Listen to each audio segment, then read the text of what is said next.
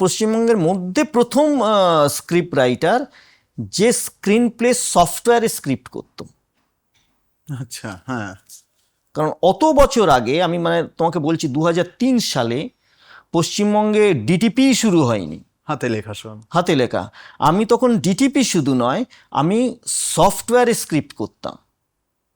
মানে এটা আমি কিভাবে করেছিলাম জানো, মানে অনেক বেশি কথা বলছি হয়তো। না না না, হ্যাঁ, মানে এটা খুব জানার আর কি, যে আমি একটা ওই বিদেশি ডিরেক্টরের একটা ডকুমেন্টারি বা এরকম কাজ করছিলাম ডেনমার্কের।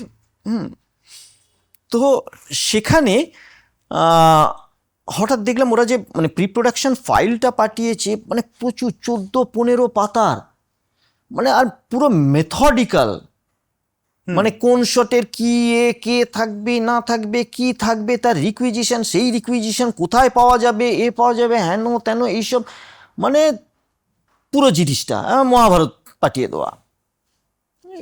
মানে এই মানুষগুলো কত খাটে, আমাদের এখানে তো এরা কিছুই খাটে না।